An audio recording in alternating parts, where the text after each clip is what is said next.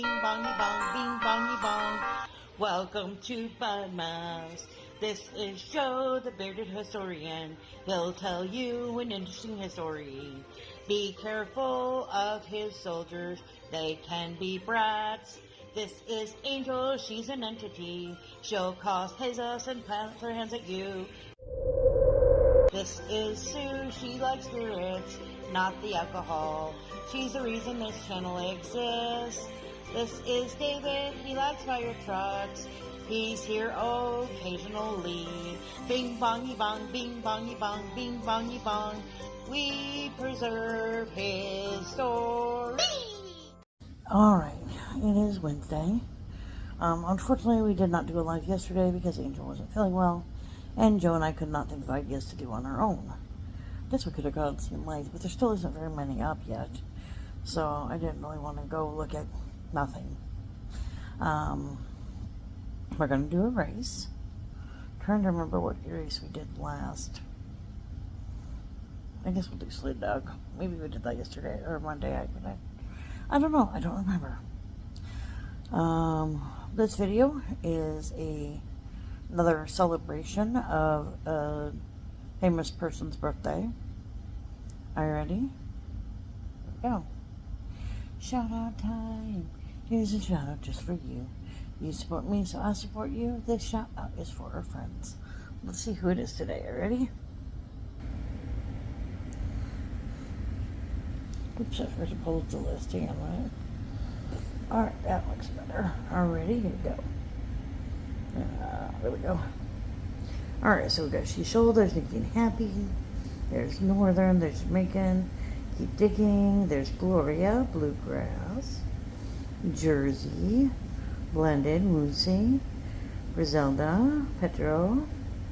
Carnival, Cruising Nuts. Wit. JB, Nacho Daily. Ian. Mark.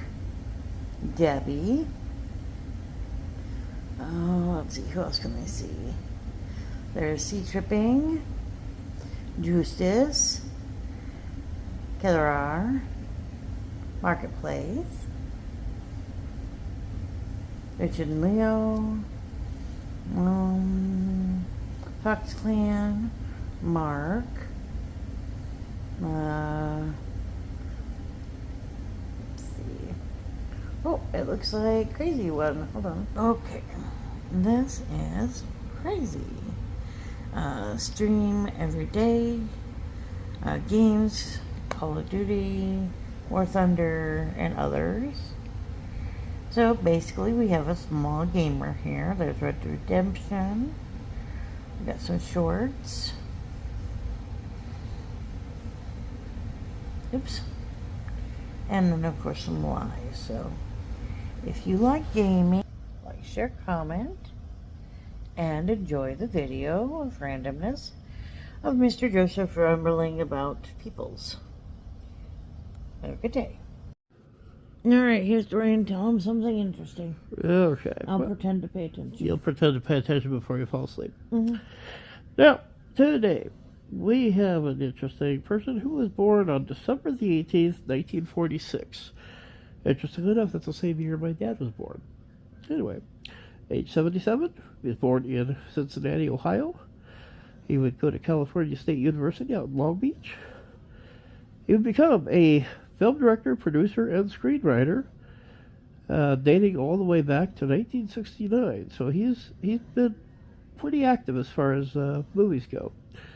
Now, our buddy here would actually grow up in Phoenix, Arizona, moved, and then studied film in college, and after directing several episodes for TV, like Night Gallery and Columbo, he would direct his first television film, a movie called Duel. It was a kind of an intense little movie about a fellow who was driving a car and was being pursued by a big semi. And you never saw the driver's face of the semi, but it was kind of like a game of cat and mouse or David and Goliath, that sort of scenario. And sometime, if you get a chance, I highly recommend checking it out. Actually, it came out interesting 2 years before I was born, 1971. That was his first full-length film, and he had also earned a international theatrical release. He also made a theatrical debut with the Sugarland Express in 1974. 1975, though, is when he really broke the ice and scared us all. Uh-oh. We never wanted to go in the water again. Oh, no. Jaws. He'd also get some more escapist box office successes. Close Encounters of the Third Kind, which makes use of Devil's Tower over here in Wyoming. E.T., the original trilogy of Indiana Jones, and then the explorer drama of The Color Purple, and one of my favorites, Empire of the Sun. 93, he would direct back-to-back blockbuster hits with Jurassic Park. And then he also did Schindler's List, a very eye-opening experience, that one there. He would win an Academy Award for that one. He also directed Saving Private Ryan in 1998.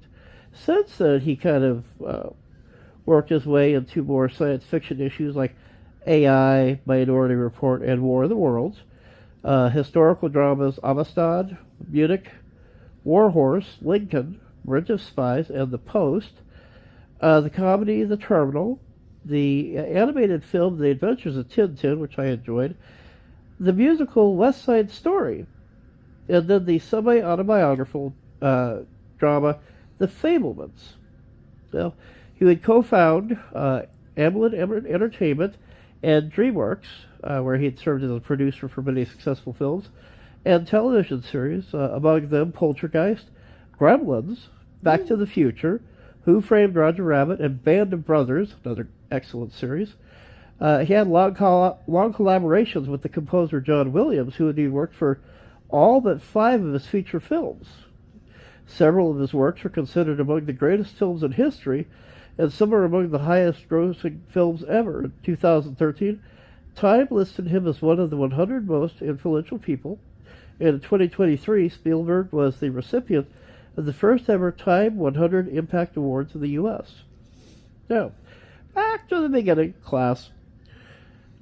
Spielberg was born, again, December 18, 1946. His mother, Leah, was a concert pianist and ran a kosher dairy restaurant, and his father, Arnold, was an electrical engineer involved in the development of computers. His immediate family were Reformed Jewish, Orthodox Jewish. Spielberg's paternal grandparents were Jews from Ukraine. His mother, Rebecca, maiden name Shechik, was from Sliniv, and his grandfather, Shmuel Spielberg, was from Kamazk-Politsky. Spielberg had 3 younger sisters, Anne, Sue, and Nancy. At their home in Cincinnati, his grandmother taught English to Holocaust survivors. They, in turn, taught him numbers. He says, one man in particular, I kept looking at his numbers, his number tattooed on his forearm. He said, when during the dinner break, when everybody was eating and not learning, he would point to the numbers, and he would say, that is a 2, that is a 4, and then he'd say, that is an 8, and that is a 1. I'll never forget this. Then he said, and that is a 9. And then he crooked his arm and inverted his arm and said, you see, it becomes a 6. It's magic. And now it's a 9, and now it's a 6, and now it's a 9, and then it's a 6. And that is really how I learned my numbers the first time. The irony of all that, and the gift of that lesson never really dawned on me until I was much older.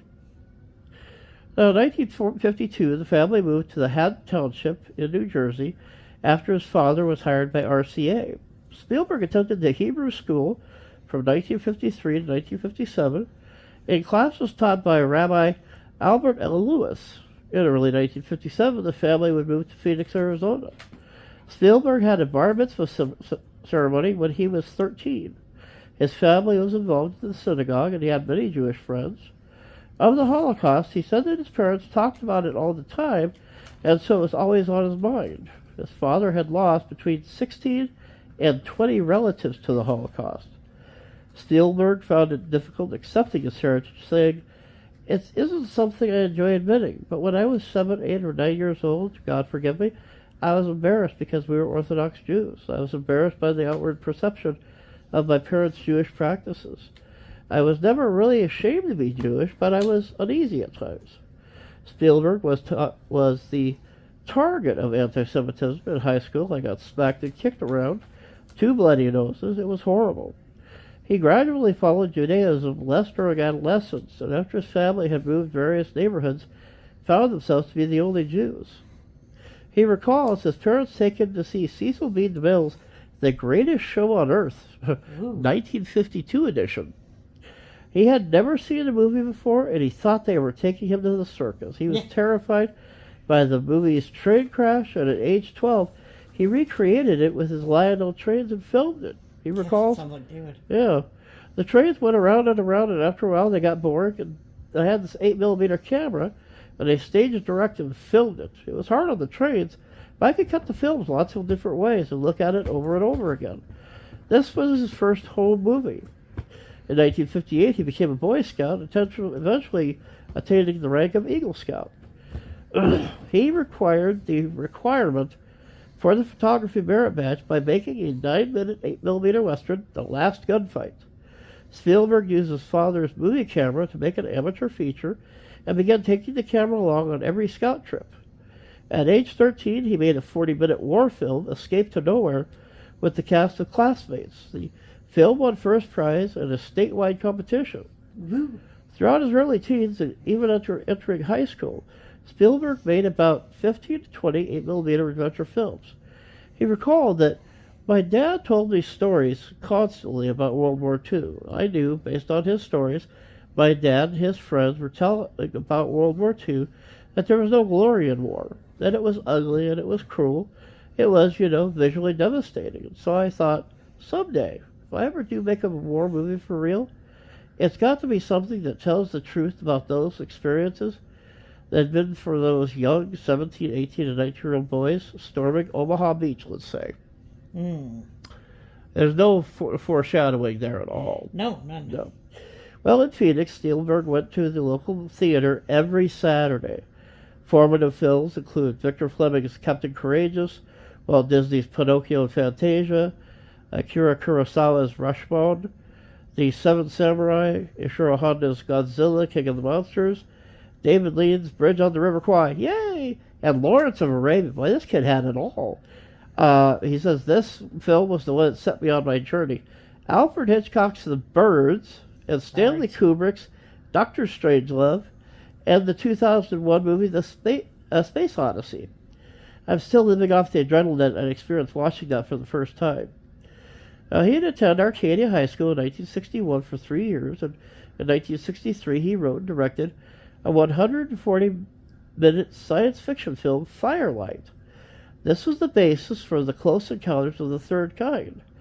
Firelight was funded mainly by his father, was shown at a local theater for one evening, and grossed $501 against its $500 budget. That's not bad. First ever movie, made a buck. Hey, it's profit. Yep. Well, after taking a tour bus to Universal Studios, a chance conversation with an executive led to Spielberg getting a 3-day pass to the premises. On the 4th day, he walked up to the studio gates without the pass. The security guard just waved him in. I basically spent the next 2 months at Universal Studios. That's how I became an unofficial apprentice that summer. His family later moved to Saratoga, California, where he attended the high school. A year later, his parents divorced. Spielberg moved to L.A. to stay with his father, while his 3 sisters and mother remained in Saratoga. He recalled, "My parents split up when I was 15 or 16 years old. I needed a special friend, had to use my imagination to take me to places that felt good, that helped me move beyond the problems my parents were having and in our whole family as a whole." And thinking about that time, I thought an extraterrestrial character would be the perfect springboard to purge the pain of your parents splitting up. Yes, get abducted by aliens. That'll make you feel better. Exactly. Or find an alien, even better. Now, he recalls his mother had a huge, adventurous personality. We always saw her as Peter Pan, the kid who never wanted to grow up, and she saw herself that way. I think my mom lived a lot of childhoods in her 97 years. He was not interested in academics, aspiring only to be a filmmaker. He applied to the University of Southern California's film school, but was turned down because of his mediocre grades. He then applied and enrolled at the California State University in Long Beach, where he became a brother of the Theta Chi fraternity. In 1968, Universal gave Spielberg the opportunity to write and direct a short film for a theatrical release, a 26-minute, 35mm Amblin. Studio Vice President Sidney Sheenberg was impressed and offered Spielberg a 7-year directing contract. A year later, he would drop out of college to begin directing television programs for Universal, making him the youngest director to be signed to a long-term plan with a major Hollywood studio. Spielberg returned to Long Beach in 2002, where he presented Schindler's List to complete his Bachelor's of Arts in Film and Electronic Media. Hey guys, look at what I made. They were probably not impressed, because that's how those things go. Yeah. He recalls a formative encounter with one of his favorite filmmakers, John Ford, who said, "So they tell me you want to be a picture maker. Do you see those paintings all around the office?" Spielberg said he did. Ford pointed to the painting and said, "Where's the horizon?" Spielberg said it was at the top. Ford asked him where it was in another painting. Spielberg said it was at the bottom. Ford said, "When you're able to distinguish the art from the horizon at the bottom of the frame or at the top of the frame, but not right through the center of the frame, when you're going to appreciate why it's at the top and why it's at the bottom, you might make a pretty good picture maker." It's very weird. I guess I need to see the pictures. Yes. Because verbally, that just doesn't make any sense. Yeah. Now, Spielberg made his first professional debut with Eyes, a segment of Night Gallery scripted by Rod Serling and Joan Crawford. Initially, there was skepticism from Crawford and studio executives regarding his inexperience. Despite Spielberg's effort to implement advanced camera work techniques, studio executives demanded a more straightforward approach. His initial contributions received mixed responses, leading Spielberg to briefly step back from studio work. Crawford, reflecting on her collaboration with Spielberg, recognized his potential, noting his unique intuitive inspiration. She expressed her appreciation for Spielberg's talents in a note to him, and also communicated her approval to Serling. Crawford's endorsement highlighted Spielberg's early recognition in Hollywood, despite his initial hesitations regarding his experience. In 1970, Spielberg successfully tried to raise financing for his own low-budget films. He co-wrote and directed teleplays for Marcus Welby, M.D., The Name of the Game, Columbo, Owen Marshall, Counselor-at-Law, and The Psychiatrist. Although unsatisfied with his work, Spielberg used the opportunity to experiment with his techniques and learn about filmmaking. He earned good reviews and impressed producers. He was earning a steady income and relocated to Laurel Canyon in Los Angeles. Well, impressed, Universal signed Spielberg to do 4 television films.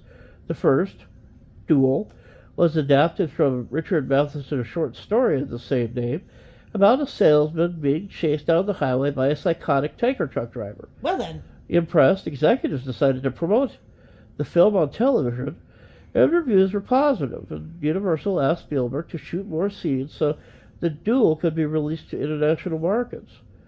Deservedly so, writes David Thompson, for it stands up as one of the medium's most compelling spirals of suspense. The ordinariness of the Dennis Weaver character and the monstrous malevolence of the truck confront one another with a narrative assurance that never needs to remind us of the element of fable. More TV films would follow, Something Evil in 1972 and Savage, 1973. Now, Spielberg made his theatrical debut with Sugarland Express in 1974, based on a true story of a married couple on the run, desperate to regain custody of their baby from foster parents. The film starred Goldie Hawn and William Etherington, and marked the first of many collaborations with the composer John Williams. Although the film was awarded Best Screenplay at the Cannes Film Festival in 1974, it was not a commercial success, which Spielberg blamed on Universal's inconsistent marketing. The film opened in 400 theaters across the U.S. to positive reviews. Pauline Kael wrote, "Spielberg uses his gift in a very free and easy American way, for humor and for a physical response to action. He could be that rarity among directors, a born entertainer, perhaps a new generation's Howard Hawks." The Hollywood Reporter wrote that the major new director is on the horizon.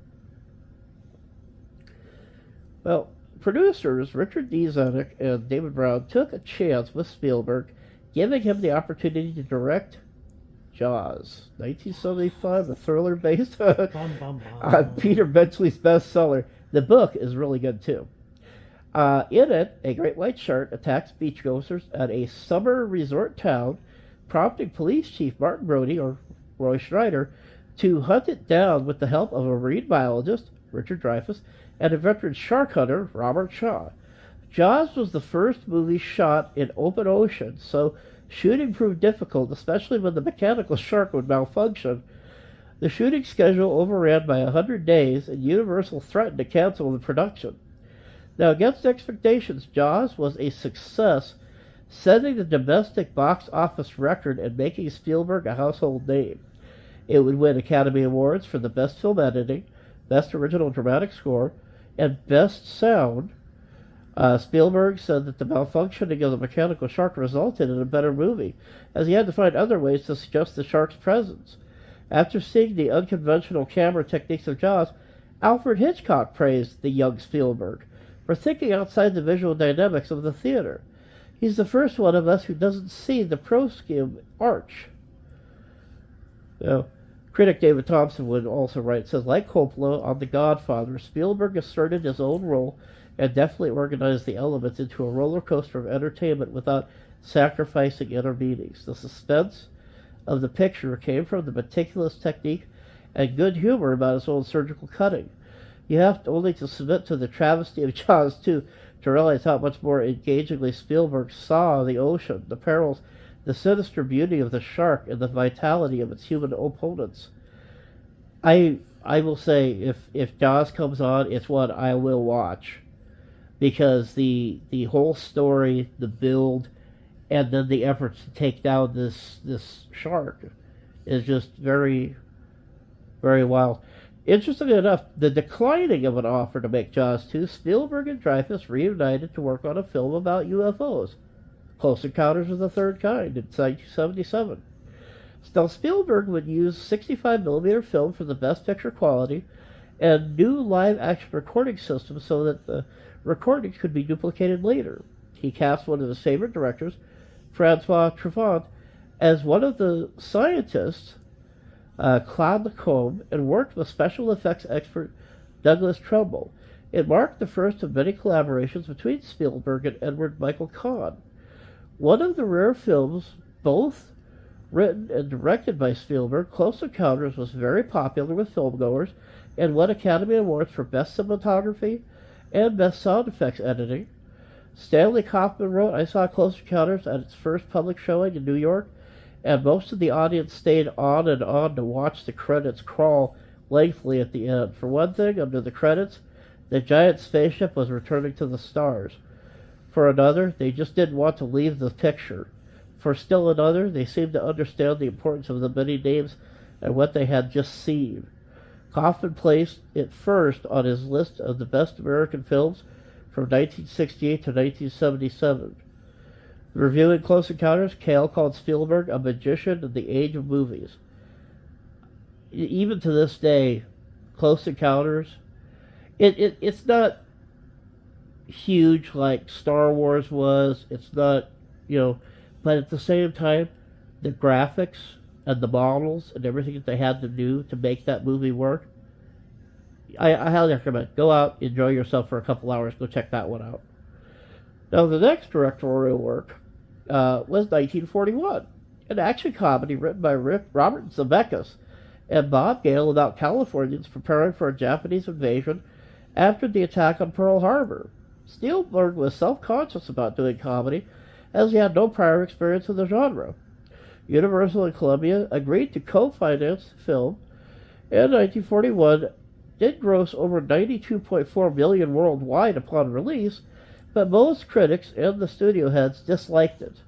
Charles Chaplin described 1941 as the most conspicuous waste since the last major oil spill, which it somewhat resembles. Ouch. Ow. 1941, I think Tell me how you really feel. Yeah, I was going to say, show me on the doll where the movie hurt you. Spielberg directed Raiders of the Lost Ark, 1981, with a screenplay by Lawrence Kasdan based on the story by George Lucas and Philip Kaufman. They considered it an homage to the serials of 1930s and 40s, and starred my sweetest heartthrob, Harrison Ford, Yay! as Indiana Jones, and Karen Allen as Marion Ravenwood. Filmed in La Rochelle, Hawaii, Tunisia, and Elstree Studios, England, the shoot was difficult, but Spielberg said that it helped him hone his business acumen. The film was a box office success and won Academy Awards for Best Art Direction, Best Film Editing, Best Sound Editing, Best Visual Effects. Lots of stakes. Roger Ebert wrote, Raiders of the Lost Ark is an out-of-body experience, a movie of glorious imagination and breakneck speed that grabs you in the first shot, hurls you through a series of incredible adventures, and deposits you back in reality 2 hours later. Breathless, dizzy, wrung out, and a silly grin on your face. Well done. That was a good movie. I enjoyed it. And it was the first film of the Jones franchise. Jones. Yeah. Spielberg, it's like almost every year this guy is popping out something good.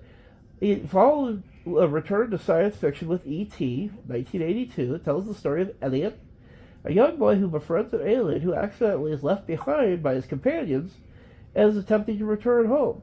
Spielberg issued a storyboard so his direction would be more spontaneous and shot roughly in sequence so the actors' performances would be as authentic as they bonded with and said goodbye to E.T. Richard Corliss wrote, this was the closing night attraction at the 82 Cannes Film Festival, a venue not known for blubbering sentiment. At the end, a little critter bade his farewells, and the Jules Verne-like spaceship left the ground. The audience similarly levitated. One heard the audience's childlike applause. One felt their spirits lift. This was rapture made audible, palatable. Spielberg orchestrated the movements of the camera and the puppet spaceman with the feelings of, it has to be called love, expressed in young Henry Thomas's yearning face. E.T. was the first film character to be a finalist in Time's Man of the Year sweepstakes. Wow. It would have been fine with me if the little creature this lovely film had won. A special screening was organized for Ronald and Nancy Reagan, who were emotional by the end. E.T. would gross $700 million worldwide. To me, the ending of E.T. ranks up with the beginning of Up. Yeah, I feel you there. I'm just saying. It makes me sad. Yeah. It's a good movie, but it makes me sad. It would go on to win 4 Academy Awards, Best Original Score, Best Sound Editing, and Best Visual Effects. Cale wrote of E.T., his voice is ancient and otherworldly but friendly and humorous. And this scaly, wrinkled little man with huge, wide-apart, soulful eyes and a jack-in-box neck has been so fully created that he's a friend to us, too. When he speaks of his longing to go home, and the audience becomes as mournful as Elliot. Spielberg has earned the tears that some people in the audience, and not just children, shed. Genuinely entrancing movies are almost as rare as extraterrestrial visitors. Spielberg would also co-write and produce Poltergeist, released the same summer as E.T. with John Landis, the co-produced anthology film Twilight Zone the movie, contributing the Kick the Can segment. Excellent series right there. His next feature film would take him back to the Raiders of the Lost Ark, the prequel, Indiana Jones, The Temple of Doom. Again, working with Lucas and Ford, the film was shot in the United States, Sri Lanka, and China. The film was darker than its predecessor and led to the creation of the PG-13 rating because some of the content was deemed unsuitable for children under 13. Something about ripping out a heart from a beating person. I can't imagine why that would not be appropriate for young children. Yeah, let's just talk about that over our chicken nuggets, you know? Angel would have loved it. Spielberg later said that he was unhappy with Temple of Doom because it lacked the personal touches and love. Nonetheless, the film was a blockbuster hit, won the Academy Award for special effects, and received mostly good reviews. Cale preferred it to the original, writing, Spielberg is like a magician who tricks you, or whose tricks are so daring they make you laugh. He creates an atmosphere of happy disbelief. The more breathtaking and exhilarating the stunts are, the funnier they are. Nobody has ever fused thrills and laughter in quite the way that he does here. He starts off in full charge in the opening sequence and just keeps going. She conceded that it was less sincere than Raiders, adding, that's what's so good about it. On this project, Spielberg met his future wife, Kate Capshaw, who played Willie Scott. Spielberg recalled, "The second film I could have done a lot better if there had been a different story. It was a good learning exercise for me to really throw myself into a black hole. I came out of the darkness, the Temple of Doom, and I entered the light of a woman who eventually I was going to marry and raise a family with." Thompson writed that, "At first sight, the Spielberg of the 80s might seem more of an impresario, or a studio even, than a director. Between 84 and 90, Spielberg served as the producer or executive producer on 19 feature films for his production company, Amblin Entertainment. Among these, Gremlins, The Goonies, yay! Back to the Future, Who Framed Roger Rabbit, Joe versus the Volcano, and everybody's scare you up the wall, and acrophobia. Ugh, spiders. In the early 80s, Spielberg would also befriend Warner Communications CEO Steve Ross, eventually resulting in Spielberg making films for Warner Brothers. It began with The Color Purple, 1985, an adaptation of Alice Walker's Pulitzer Prize-winning novel about a generation of empowered African-American women in the Depression-era South. It's Spielberg's first film on a dramatic subject matter, and he expressed reservations about tackling the project. He said, "It's the risk of being judged and accused of not having the sensibility to do character studies." It would star Whoopi Goldberg and Oprah Winfrey. The film was a box office hit, and critics started to take note of this foray into drama. Ebert named it one of the best films of the year. The film also received 11 Academy Award nominations, and Spielberg would win Best Director from the Directors Guild of America. The film was produced and scored by Quincy Jones. Well, as China underwent economic reform and opened up to the American film industry, Spielberg made Empire of the Sun, the first American film shot in Shanghai since the 1930s. It's an adaptation of the J.G. Ballard's autobiographical novel about Jamie Graham, a young boy who goes from being the son of a wealthy British family in Shanghai to a prisoner of war in a Japanese internment camp during World War II. David Lean was originally set to direct, with Spielberg producing. It was written by playwright Tom Stoppard and co-starred John Malkovich as an American expatriate. Critical reaction was mixed at the time of release. Criticism ranged from the overwrought plot to Spielberg's downplaying of disease and starvation. However, Andrew Sarris named it the best film of the year and later included it as the best of the decade. The film was nominated for 6 Academy Awards, but was a disappointment at the box office. Ian Alterman of the New York Times thought it was overlooked by audiences. Spielberg recalled that Empire of the Sun was one of his most enjoyable films to make. Thompson called it a great work through and through, and the first clear sign that Spielberg, the showman, was an artist too. What reminds me so much of that movie, there is one scene, they were in prisoner of war camps, internment camps, and near the beginning of the end for the Japanese, we were making all sorts of missions after these camps, trying to stop the Japanese from getting fighters into the ground. There's one scene where they show this beautiful Mustang just come flying through, and he is going, the lead actor is just going nuts, screaming about the Cadillac of the sky, jumping up and down on the roof of this building. And this poor doctor's got to get this kid off of the roof before they blow up the building. But yeah, the art direction of that movie, the special effects, the detail that they took, it made for an excellent movie. Again, another one, if you want to go see one some Saturday afternoon, you probably pull it up at a few different on-demand channels. Now, in 1989, Spielberg intended to direct Rain Man, but instead directed the third Indiana Jones flick, The Last Crusade, to meet his contractual obligations.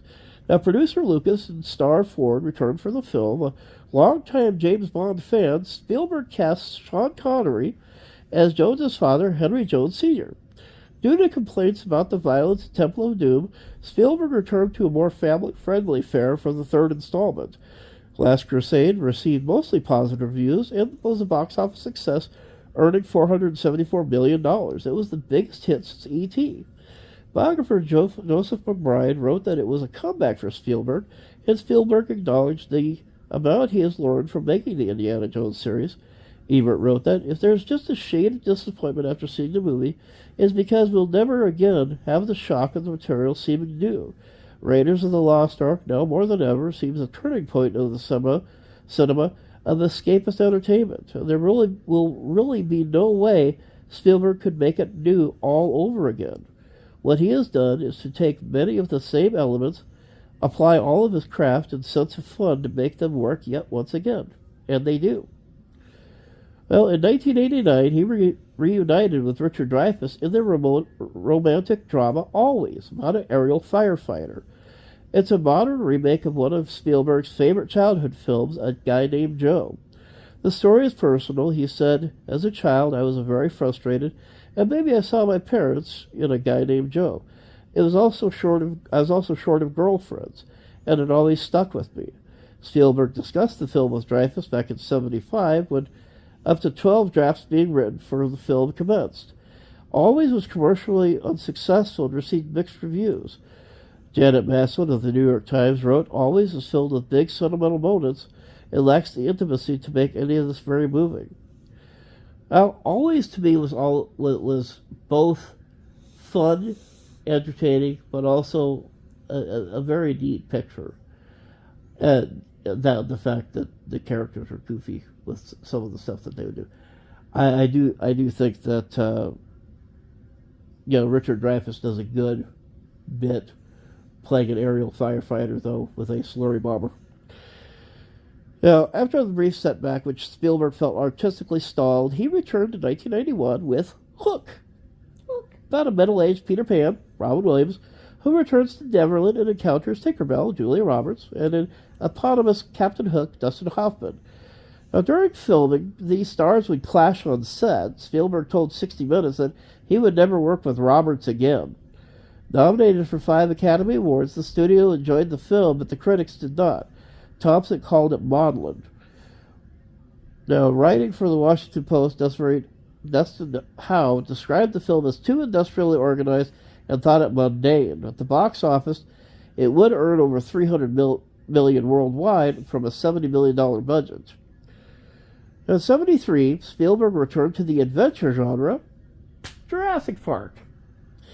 Based on Michael Crichton's bestseller, the screenplay by Crichton and David Koepp, Jurassic Park was set on a fictional island near Costa Rica where businessman Richard Attenborough had hired a team of geneticists to create a wildlife park of de-extinct dinosaurs. In a departure from his usual order of planning, Spielberg and the designers storyboarded certain sequences from the novel early on. The film also used computer-generated imagery provided by Industrial Light and Magic. Jurassic Park was completed on time and became the highest-grossing film at that time and won 3 Academy Awards. The film's dominance during its theatrical run, as well as Spielberg's $250 million salary, made him self-conscious of his own success. Now, also in 1993, Spielberg would direct Schindler's List, about Oskar Schindler, a businessman who helped save 1,100 Jews from the Holocaust. Based on Schindler's arc, Spielberg wanted 10 years to make the film as he did not feel mature enough.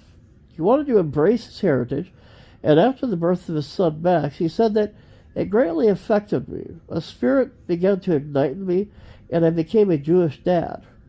Filming commenced on March 1st, 1993 in Poland, while Spielberg was still editing Jurassic Park in the evenings. To make filming bearable, Spielberg brought his wife and children with him. Against expectations, the film was a commercial success, and Spielberg used his percentage of profits to start Shoah Foundation, a non-profit organization that archives testimonies from Holocaust survivors.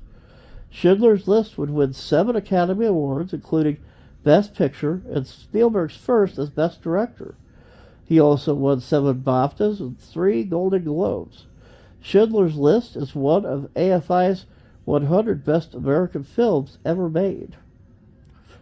Flaubert once wrote that he disliked Uncle Tom's Cabin because the author was constantly preaching about slavery. Does one have to make observations about slavery, he asked? Depict it? That's enough. Then he added, An author in his book must be like God in the universe, present everywhere and visible nowhere. That would describe Spielberg, the author of the film. He depicts the evil of the Holocaust, and he tells the incredible story of how it robbed of some of its intended victims. He does so without the tricks of the trade, the directorial and dramatic contrivances that would inspire the usual melodramatic payoffs. Spielberg is not visible in this film, but his restraint and his passion are present in every shot. Filmmaker Claude Rosman criticized the film for its weak representation of the Holocaust. e-kraz, a Hungarian author and concentration camp survivor, also disliked the film, saying, "I regard as kitsch any representation of the Holocaust that is incapable of understanding or unwilling to understand the organic connection between our own deformed mode of life and the very possibility of the Holocaust." Thompson calls it the most moving film I'd ever seen. Now, in 1994, Spielberg took a break from directing to spend more time with his family and set up the new film studio DreamWorks with Jeffrey Katzenberg and David Geffen. After his hiatus, he returned to directing with the sequel to Jurassic Park: The Lost World, a loose adaptation of The Lost World by Michael Crichton. The plot follows mathematician Ian Malcolm, Jeff Goldblum, and his researchers who study dinosaurs at Jurassic Park, which is on the island, and are confronted with another team with a different agenda. Spielberg wanted the on-screen creatures to be more realistic than the first film, which used 3D storyboards, computer imagery, and robotic puppets. Budgeted at $73 million, The Lost World opened in May 1997 and was one of the highest-grossing films of the year. The Village Voice critic opined that The Lost World was better crafted but less fun than the original, and The Guardian wrote, "It looked like the director was on autopilot. The special effects brook no argument." Now, 1997 saw Amistad come to be released under DreamWorks. It was based on the true story of the events in 1839 aboard the slave ship La Amistad. Producer Debbie Allen, who had read the book Amistad I in 1978, thought Spielberg would be perfect for this. Spielberg was hesitant taking on the project, afraid that it would be compared to Schindler's List, but he said, "I never planned my career. In the end, I do what I think I've got to do." Now, starring Morgan Freeman, Anthony Hopkins, Guillermo Hondo, and Matthew McConaughey, Spielberg used Allen's 10 years' worth of research to reenact the difficult historical scenes. The film struggled to find an audience and underperformed at the box office. Spielberg admitted that Amistad became too much of a history lesson. Isn't that the point? I was going to say, yeah. Sorry. History's good. Come on, kids. I think it depends on how you do it, though. You can have Right, you can have it be dull and lifeless without any, real character. Now, Spielberg's 1998 release was Saving Private Ryan. This is about a group of soldiers, led by Captain Miller, Tom Hanks, sent home a paratrooper whose 3 older brothers were killed in the same 24 hours of a Normandy landing. Filming took place in England, and U.S. Marine Dale Dye was hired to train actors and keep them in character during the combat scenes. Halfway through filming, Spielberg reminded the cast that they were making a tribute to thank your grandparents and my dad who fought in the war. Upon release, critics praised the direction of the realistic portrayal of war. The film would gross a successful $481 million worldwide. Spielberg would win the second Academy Award for Best Director. And in August of 1999, Spielberg and Hanks were awarded the Distinguished Public Service Medal from Secretary of Defense William S. Cohen. Thompson writes, "Ryan changed war films. Combat, shock, wounds, and fear have never been so graphically presented, and yet there's also a true sense of what duties and ideas felt like in 1944. I dislike the framing device. I would have admired a director who trusted us to get there without that. Never mind, Ryan is a magnificent film." Ebert would write, "Spielberg knows how to make audiences weep better than any director since Chaplin in City Lights, but weeping is an incomplete response, letting the audience off the hook. This film embodies ideas. After the immediate experience against the faith, the implications remain and grow." Now, Spielberg would return to science fiction in 2001 when he brought out AI, Artificial Intelligence, a loose adaptation of Brian Ellis's short story, Super Toys Last Summer Long. Now, this book came out in 1969. Stanley Kubrick brought the rights to the story in 1979 and worked on the adaptation for years. He told Spielberg about the project in 1984 and suggested he direct it, believing the story was closer to Spielberg's sensibilities. Well, in 1999, Kubrick died. Spielberg decided to direct AI and wrote the screenplay himself. Spielberg tried to be faithful to Kubrick's vision and made several allusions to his friend's work. Although with mixed results, according to some critics, the plot revolves around an android, David, played by Haley Joel Osment, who, like Pinocchio, dreams of being a real boy. The film won 5 Saturn Awards and grossed $236 million worldwide. Jonathan Rosenbaum highly praised the film. If AI, a film whose split personality is apparent even in a 2-part title, as much as the Kubrick movie is the Spielberg one, this is in large part because it defamiliarizes Spielberg, makes him strange, and it also defamiliarizes Kubrick with equally ambiguous results, making him uniquely familiar. Both filmmakers should be credited for the results. Kubrick for proposing that Spielberg direct the project, and Spielberg for doing his utmost respect to Kubrick's intentions while making it a profound personal work. A.O. Scott called it the best fairy tale, the most disturbing, complex, and intellectually challenging boys' adventure story Mr. Spielberg has made, and the best film of the year, one of the best of the decade. Now, he would follow it up with the sci-fi neo-noir Minority Report. This is based on Philip K. Dick's short story from 1956. This film stars Tom Cruise as a commanding officer in pre-crime. Futuristic DC experience. Ebert would name Minority Report the best film of 2002, praising its craftsmanship. Here is Spielberg using every trick in his book and matching them without seams, so that no matter how he's achieving the effects, the focus is always on the story and the characters. Some directors place their trust in technology. Spielberg, who is the master of technology, trusts only story and character. He uses everything else as a workman using his tools. However, critic Tom McCarthy thought there was not enough action. The film earned over $358 million worldwide. Also in 2002, he released Catch Me If You Can, based on the autobiography of con artist Frank Abagnale. Now, Leonardo DiCaprio played Abagnale. Christopher Walken and Hanks also starred. Spielberg said, "I've always loved movies about sensational rogues. They break the law, but you have to love them for their moxie. This film was critical and a commercial success. It was hilarious. The things this guy would get away with. You almost wish you could be that rogue." Now, they followed up Catch Me If You Can with The Terminal, a comedy loosely based on the story of Murad Kamet Nassiri and Jacques Tati's Playtime. The film follows, again, Tom Hanks, an Eastern European man who, after a coup in his home country, gets stuck in the JFK International Airport.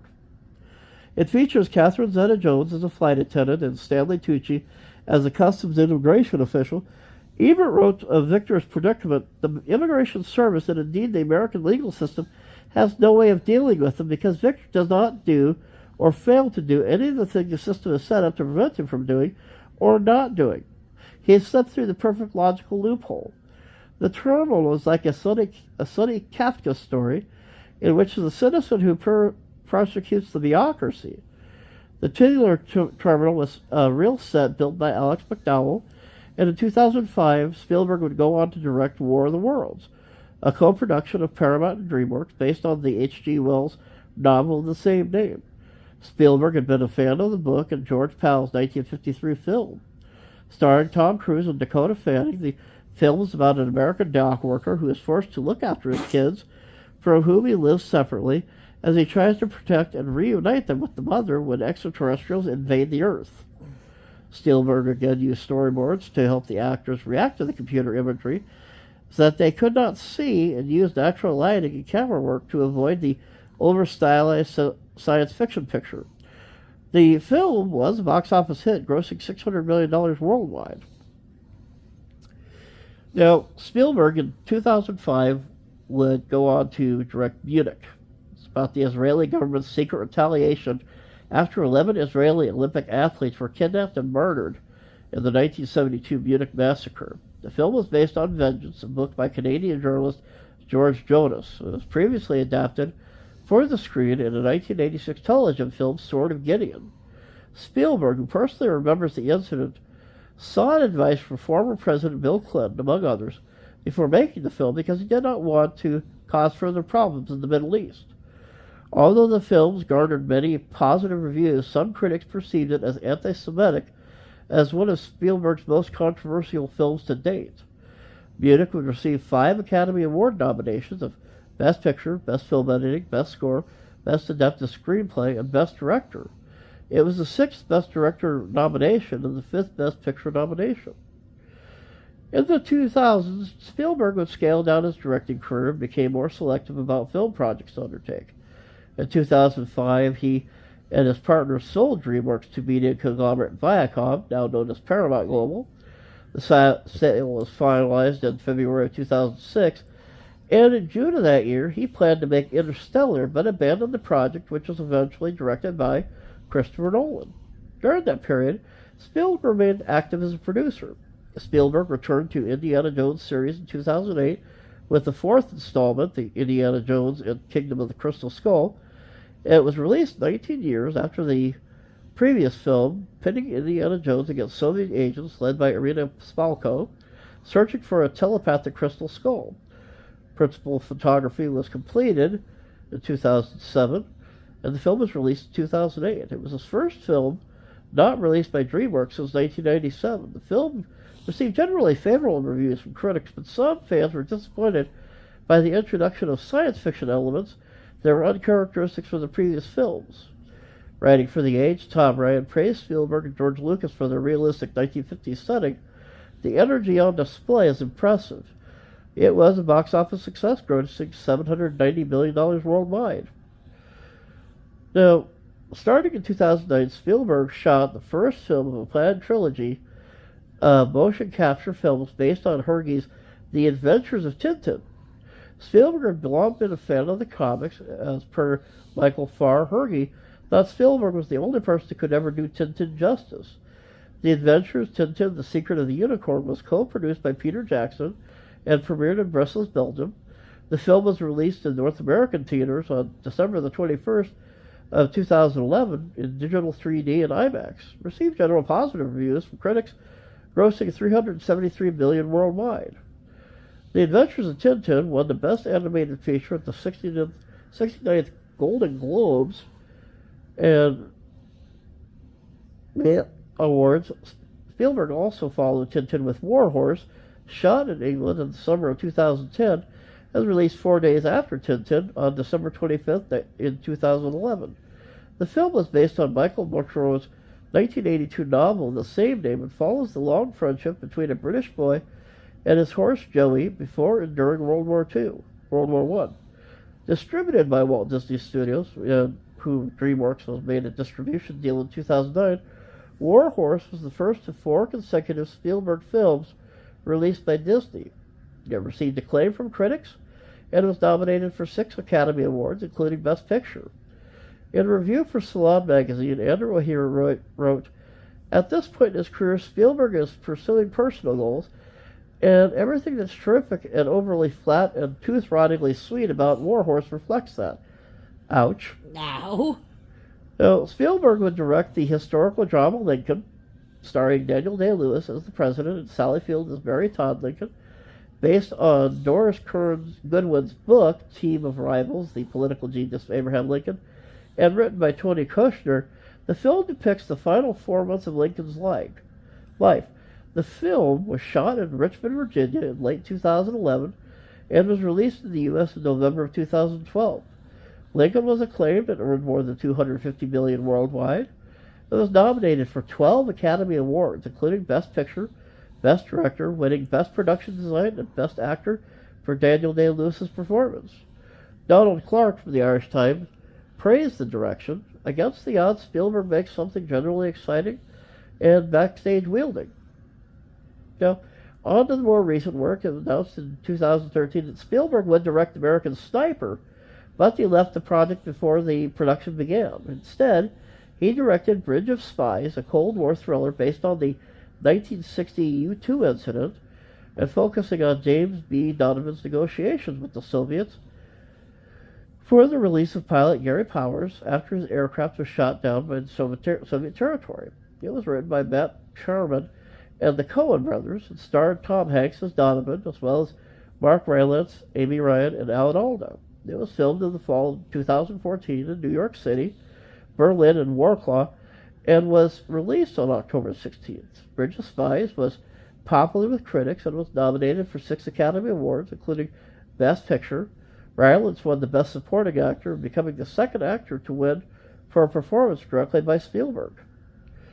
In 2006, Spielberg made the BFG, an adaptation of Roald Dahl's children's book, starring newcomer Ruby Barnall and Mark Rylance as the titular Big Friendly Giant. DreamWorks brought the rights in 2010. John Madden had intended to direct. The film was the last to be written by E.T. screenwriter Melissa Matheson before her death. It was co-produced and released by Disney's Walt Disney Pictures, marking the first Disney-branded film to be directed by Spielberg. The BFG premiered as an out-of-competition entry in the 2006 Cannes Film Festival and received a wide release in the U.S. on July 1, 2016.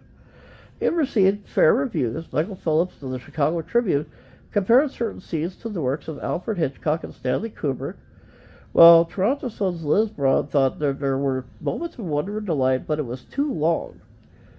A year later, he would direct The Post, an account of the Washington Post printing of the Pentagon Papers. Starring Tom Hanks and Meryl Streep, production began in New York on May 30th, 2017. Spielberg stated the attraction to the project: "When I read the first draft of the script, it wasn't something that could wait 2 years. This was something that I needed to tell today." The film received wide release January 12, 2018. The Post gained positive reception, and the critic from the Associated Press thought Spielberg infuses every scene with the tension and life and the grandeur of the ordinary that he's always been so good at conveying. In 2007, Spielberg and Paul Greengrass, Francis Ford Coppola, Guillermo del Toro, and Lawrence Kasdan were featured on the Netflix documentary series. 5 came back about the war-related works of directors Frank Capra, John Ford, John Huston, George Stevens, William Wyler, and Spielberg was also an executive producer. Spielberg would also direct the science fiction Ready Player One, adapted from the novel of the same name by Ernest Cline. It stars Ty Sheridan, Olivia Cook, Ben Mendelsohn, Lena Waithe, T.J. Miller, Simon Pegg, and Mark Rylance. The pilot takes place in 2045 when much of humanity uses virtual reality to escape the real world. Ready Player One began production in July 2016 as intended to be released December 15, 2017, but was moved to March 2018 to avoid competition with Star Wars The Last Jedi. It would premiere at the 2018 South by Southwest Film Festival, Spielberg's direction, and was praised along with the action scenes and visual effects, but many critics thought that the film was too long and overused the 1980s nostalgia. Never! I hate that. Too long. And there's no such thing. No, especially nowadays. People will sit for 3 hours if you give them a good enough movie. Yeah, they'll enjoy it. They'll eat that stuff up. In 2019, Spielberg would film West Side Story, the adaptation of the musical of the same name. We've seen that. David loved it. It stars Ansel Elgort and Richard Ziegler in her film debut with Ariana DeBose, David Alvarez, Mike Faist, and Rita Moreno in their supporting roles. Written by Tony Kushner, the film stays true to the 1950s setting. West Side Story was released in December of 2021 to positive reviews and received 7 Academy Award nominations, including Best Picture and Best Director. Spielberg would also receive nominations from the Golden Globes, Directors Guild of America, and the Critics' Choice Movie Awards. The Economist praised the choreography, stating that the stunningly melds beauty and violence. In 2022, Spielberg said that West Side Story would be the last musical he will direct. Now, Spielberg's 2022 film, The Fabelmans, is a fictionalized account of his own adolescence, which he wrote with Tony Kushner. Gabriel Labelle plays Sammy Fabelman, a character inspired by Spielberg, while Michelle Williams plays Sammy's mother, Mitzi Fabelman. Paul Dano plays Bert Fabelman, his father, and Seth Rogen plays Benny Lowry, Bert's best friend and co-worker who becomes Sammy's surrogate uncle, and Judd Hirsch as Mitzi's Uncle Boris. Filming began in Los Angeles 2021. The film premiered at the 2022 Toronto International Film Festival on September 10th, Spielberg's first appearance at the festival, and received widespread critical acclaim and won the festival's People's Choice Award. It also received a limited theatrical release on November 11th, 2022 by Universal Pictures before expanding nationwide on November 23rd. Now, despite favorable critical reception, West Side Story and The Fabelmans were box office failures, which Variety suggested could be attributed to the decline in popularity of Spielberg in a film-going environment altered by COVID and the public's loss of interest in prestige films. The Fabelmans received 7 Academy Award nominations, Best Picture, Director, and Best Screenplay. It was, however, a major box office success in France and became the highest-rated film in the 21st century in that country, with a 4.9 average from the critics of Allocene from 43 reviews, with all but 6 giving them 5 stars. Well then. Cahiers de Cinema wrote that Spielberg at 76 had come to represent like no other the idea of cinema as wonder at a time when the relationship to the spectacular and the cinema seems more tormented than ever, and declared that the film would undoubtedly remain the most important and singular film of his career. Now, he had planned to direct the most recent Indiana Jones, The Dial of Destiny, but stepped down and was replaced by James Mangold. Spielberg said that he would remain hands-on as a producer, along with Kathleen Kennedy and Frank Marshall. In 2016, it was announced that it would be written by David Koepp, with a release by Disney July 19, 2019. After the change of filming and release dates, it was postponed again when Jonathan Kasdan was announced as the film's new writer. Soon after, a new release of July 9, 2021 was announced. In May of 2019, Dan Fogelman was hired to write a new script, and Kasdan's story, focusing on a Nazi gold trade, would not be used. Ultimately, the script would be credited to Mangold, Koepp, Jez Butterworth, and John Henry Butterworth. Sounds like they couldn't decide exactly who wanted to write this crazy thing. They couldn't decide what story they wanted to tell Yeah. either. Finally, production was delayed all the way down to July 30th of 2023. The filming began in the UK in July 2021, was finished in February of 2022. But, you just look at this guy's records and numbers. It's kind of amazing, all the awards that this guy has won. But this is his birthday, and as we mentioned originally, he'll be celebrating 77 years. Wow. So, happy birthday. Thank you for making our childhood great, and continue to watch. Have a good one, Spielberg. It's been Bearded Historian. You folks have a good one out there. You're like 15 seconds short of an hour. Oh, wow.